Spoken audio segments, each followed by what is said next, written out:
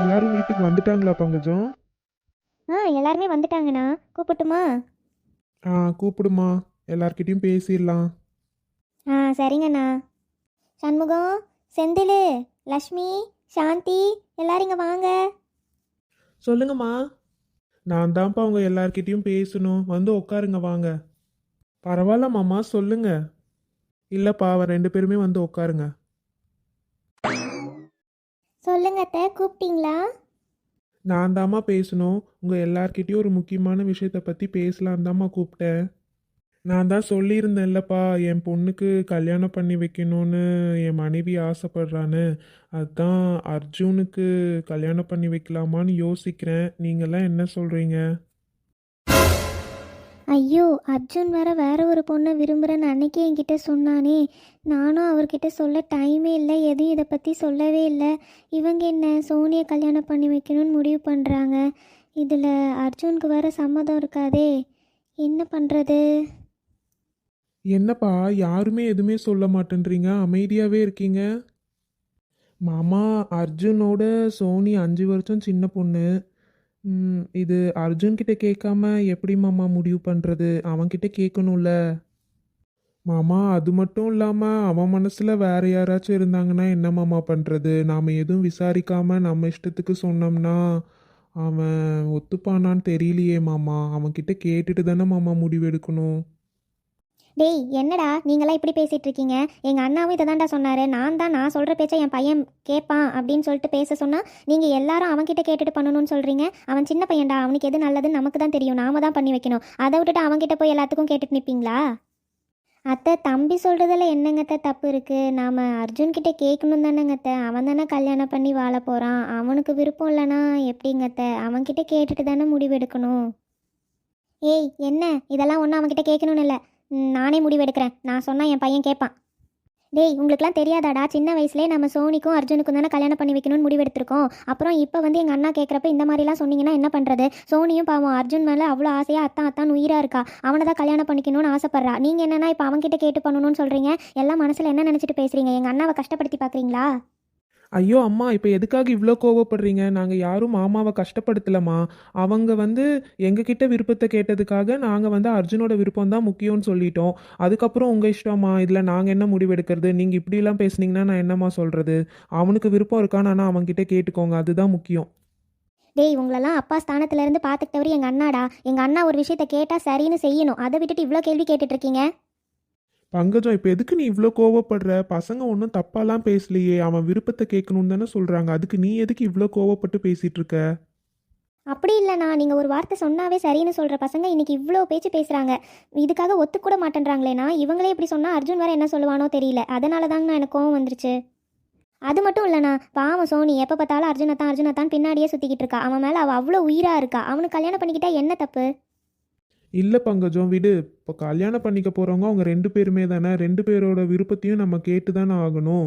நான் வந்து இன்னும் சோனிக்கிட்ட இதை பற்றி பேசலை. ஆனால் அவகிட்டையும் நான் பேசணும், அர்ஜுன்கிட்டையும் நான் பேசிட்டு தான் பங்கஜம் முடிவெடுக்க போகிறேன். நீ இதுக்கு மேலே எது சொன்னாலும் நான் கேட்குறதா இல்லை. இந்த பேச்சை இதோட விடுங்க. ஒன்னே ஒன்று மட்டும்ப்பா. ஒருவேளை அர்ஜுனுக்கு சம்மதம்னு சொல்லிட்டானா உங்கள் யாருக்கும் பிரச்சனை இல்லைல்ல இந்த கல்யாணம் நடக்கிறதுல? இல்லை உங்களுக்கெல்லாம் சோனியை பிடிக்கலையா?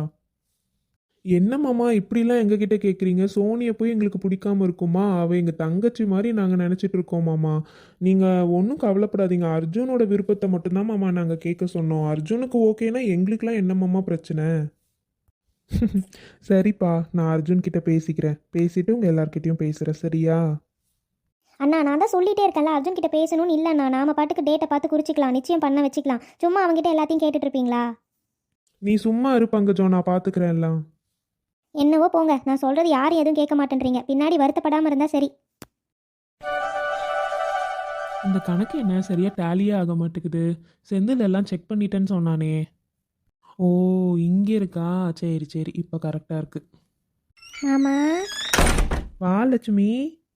மாமா, வேலையாக இருக்கீங்களோ? உங்ககிட்ட கொஞ்ச நேரம் பேசலான்னு வந்தேன். பாரா, என்ன ஒரு அதிசயம், என் பொண்டாட்டி என்கிட்ட பேசலான்லாம் வந்திருக்காளே. சொல்லுமா, என்ன விஷயம்? அது வந்து மாமா, எப்படி சொல்கிறதுன்னு தான் தெரியல. நீங்கள் வேலையாக இருந்தீங்கன்னா அப்புறமா கூட பேசலாம் மாமா. ஏப்ல அதெல்லாம் நான் அப்புறமா பார்த்துக்கிறேன். சொல்லுமா என்னன்னு. மாமா, இன்னைக்கு உங்கள் மாமா பேசுனதை பற்றி தான் அர்ஜுன் என்ன நினைக்கிறான்னு உங்ககிட்ட கொஞ்சம் பேசணும். மாமா பேசுனதுல என்ன இருக்கு லக்ஷ்மி? அர்ஜுனுக்கு சரினா சரிதான், அவனுக்கு இல்லைனா இல்லைதான். பார்க்கலாம், அவன்கிட்ட பேசினா தானே தெரியும். அதெல்லாம் சரிதான் மாமா. ஒருவேளை அர்ஜுன் வேற யாரையாச்சும் காதலிக்கிறதா சொன்னா என்ன மாமா பண்ணுவீங்க? அப்படி சொன்னா அவன் சொல்லட்டும், அதுக்கப்புறம் பார்த்துக்கலாம். மாமா, நீங்கள் பேசினாலும் அர்ஜுன் இந்த கல்யாணத்துக்கு ஒத்துக்க மாட்டான் மாமா. என்னடி சொல்ற? அர்ஜுன் வேற யாரோ ஒரு பொண்ணை விரும்புகிறானா மாமா. என்கிட்ட அன்னைக்கே சொன்னான், ஆனால் நான் தான் உங்ககிட்ட சொல்கிறதுக்கு மறந்துட்டேன், டைமே இல்லை, என்னால் சொல்லலை. கடைசியில் உங்கள் மாமா வந்து இப்போவே கல்யாண பேச்சு ஆரம்பிப்பாங்கன்னு நான் யோசிக்கவே இல்லை மாமா. திடீர்னு அவங்க ஆரம்பித்த உடனே எனக்கே ஒரு மாதிரி ஆயிடுச்சு. அவனுக்கு இந்த சோனியை பிடிக்கல மாமா, அவன் சோனியை அந்த மாதிரி பார்க்கவே இல்லை அப்படின்னு சொல்கிறான். என்ன லக்ஷ்மி சொல்ற? வேற ஒரு பொண்ணை விரும்புறானா? அந்த பொண்ணு யாருன்னு தெரியுமா உனக்கு? நான் அவன்கிட்ட கேட்டேன் மாமா, யார் அந்த பொண்ணுன்னு. ஆனால் அதை அவன் என்கிட்ட சொல்லவே இல்லை. நான் இன்னொரு நாள் சொல்கிறேன் அண்ணி, ஆனால் அந்த பொண்ணு உங்களுக்கு நல்லா தெரிஞ்ச பொண்ணு தான் அப்படின்னு மட்டும் சொல்லிட்டு போயிட்டான் மாமா. என்னது, தெரிஞ்ச பொண்ணுன்னு சொன்னானா? அப்படிதான் மாமா சொன்னான். அவங்க 2 பேரும் 2 வருஷமாக லவ் பண்ணுறாங்களாமா. லக்ஷ்மி, ஒருவேளை அந்த பொண்ணு... ஆமாம் மாமா, எனக்கும் அதே சந்தேகமாக தான் இருக்குது, அணுவா இருக்குமான்னு. இதை நீ அவன்கிட்ட கேட்டு பார்த்துருக்கலாம்ல. மாமா, கேட்குறதுக்கு எனக்கு ஒரு மாதிரியாக இருந்தது. அவனே சொல்கிறேன்னு சொல்கிறப்ப நான் போய் எப்படி திரும்ப திரும்ப கேட்க முடியும்? நீ சொல்றதும் சரிதான். ஆனால் அணுவாக இருந்தால் நல்லா இருக்கும்ல மாமா. அணு நம்ம கூடயே இருந்துருவாள்ல. லக்ஷ்மி, அணுவா இருந்தா நல்லா இருக்கும்னு நாம யோசிக்கலாம், ஆனா அம்மா யோசிப்பாங்களா? மாமா அதை கேட்டா என்ன நினைப்பாரு? நீயே சொல்லு. அவங்க சோனியை தான் அர்ஜுனுக்கு கல்யாணம் பண்ணி வைக்கணும்னு நினைக்கிறாங்க. ஆனா அர்ஜுன் மனசுல அணு இருக்கான்ற மாதிரி தெரிஞ்சதுன்னா அம்மாவே முதல்ல இதுக்கு ஒத்துக்க மாட்டாங்க லக்ஷ்மி. அம்மா எவ்வளோ பிரச்சனை பண்ணுவாங்கன்னு தெரியும்ல. புரியுது தான். அதுக்கு முதல்ல நமக்கு தெரியணும்ல மாமா, அர்ஜுனும் அணுவும் தான் லவ் பண்ணுறாங்களா இல்லையான்னு. அதுவே நமக்கு தெரியல, சும்மா நாமளா பேசுகிறது தானே. நீங்கள் அர்ஜுன்கிட்ட கேட்டு பாருங்க மாமா. சரி லக்ஷ்மி, நான் முதல்ல செந்தில் கிட்ட பேசிட்டு செந்திலும் நானும் சேர்ந்து போய் அர்ஜுன் கிட்ட பேசுகிறோம். சரியா? ம் சரிங்க மாமா. சரி, நீங்கள் வேலையை பாருங்கள், நானும் கிளம்புறேன்.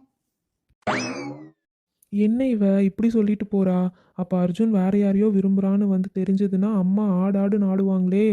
அம்மா என்ன பிரச்சனை பண்ண போறாங்களோ எனக்கு ஒன்றும் புரியல. வீட்டில் ஒரு சண்டை நடக்க போகுது. என்னாச்சுக்கா, ஏதோ யோசனை பண்ணிகிட்டே இருக்கீங்க? நானும் ரொம்ப நேரமாக உங்களை பார்த்துட்ருக்கேன். என்னாச்சு, ஏதாச்சும் பிரச்சனையாக்கா? அட இல்லைம்மா சாந்தி, எனக்கு போய் என்ன பிரச்சனை? இன்னைக்கு சோனியோட அப்பா மாப்பிள்ளை கேட்டுட்டு இருந்தாருல்ல, அதை பற்றி தான் யோசிச்சுட்டு இருக்கேன். நான் தான் உங்ககிட்டயே சொன்னேன்ல சாந்தி, அர்ஜுன் வேற ஒரு பொண்ணை விரும்புகிறான்னு. இப்போ இவங்க என்னென்னா சோனியை கல்யாணம் பண்ணிக்கிறதுக்கு நாள்லாம் குறிக்கிற லெவலுக்கு போகிறாங்க. என்ன பண்ணுறதுனே எனக்கு புரியல. அட நீங்கள் ஏங்கா ஃபீல் பண்ணுறீங்க? நீங்கள் மாமா கிட்ட பேசுகிறேன்னு சொன்னீங்களே, பேசிட்டீங்களா? மாமா இதெல்லாம் பார்த்துப்பாருக்கா. ஆமாம் சாந்தி, இப்போ தான் மாமா கிட்ட பேசிட்டு வரேன். அவரும் சரி நான் போய் யார் அந்த பொண்ணுன்னு கேட்குறேன்னு சொல்லியிருக்காரு. அர்ஜுன்கிட்ட பேசுவாங்க இதுக்கு மேலே தான். சரிக்கா, நீங்கள் அதை பற்றி எதுவும் கவலைப்படாதீங்க. அதான் மாமா கிட்ட சொல்லிட்டீங்கல்ல, அவங்கெல்லாம் பேசி எப்படி இருந்தாலும் அர்ஜுன் விரும்பின பொண்ணே தான் அர்ஜுனுக்கு கல்யாணம் பண்ணி வைப்பாங்கக்கா. இவங்கெல்லாம் இருக்கப்ப நம்ம ஏங்க்கா பயப்படணும்? நீங்கள் எதுவும் கவலைப்படாதீங்க, அர்ஜுனுக்கு அவன் நினச்ச வாழ்க்கையே கிடைக்கட்டும். பரவாயில்லையே சாந்தி, உன் வாய் முகூர்த்தம் பழிக்கட்டும். ஏன் அனு, எப்படி வந்த? ஏன் மூஞ்சி ஒரு மாதிரி வாட்டமாக இருக்குது, என்னாச்சு? அதெல்லாம் ஒன்றும் இல்லைக்கா, இன்றைக்கி ஒர்க்கு கொஞ்சம் அதிகமாக, அதான் ஒரு மாதிரி டயர்டாக இருக்குது. கொஞ்ச நேரம் தூங்கணும் போல் இருக்குது, அதான் உங்ககிட்ட சொல்லிட்டு போகலான்னு வந்தேங்க்கா. அதெல்லாம் போய் என்ன இருக்கானு, போய் தூங்கு போ, நான் அப்புறமா வந்து எழுப்புறேன். ஆ சரிங்கக்கா. இவ சோகமாக இருக்கிறத பார்த்தா நாம் நினச்ச மாதிரி அர்ஜுனும் அணுவும் தான் லவ் பண்ணுறாங்களோ? இதை எப்படி தெரிஞ்சுக்கிறது? அணுக்கிட்டே கேட்டுடலாமா? இவங்க என்ன கல்யாணத்தை பற்றிலாம் முடிவெடுத்துட்டு இருக்காங்க? ஐயோ, என்ன நடக்குது இந்த வீட்டில்? இவர்கிட்ட வேற நான் காலையில் பார்க்கில் வேற கோவப்பட்டுட்டேன். இப்போ அவரும் என்கிட்ட பேச மாட்டேன்றாரு. என் மேலே அவரும் ஒரு பக்கம் கோவமாக இருக்காரு. இப்போ நான் எப்படி இதெல்லாம் அவர்கிட்ட பேசுறது? ஐயோ கடவுளே!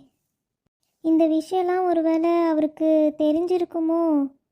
இல்லை தெரியாமல் இதுக்கு மேலே தான் தெரியுமோ?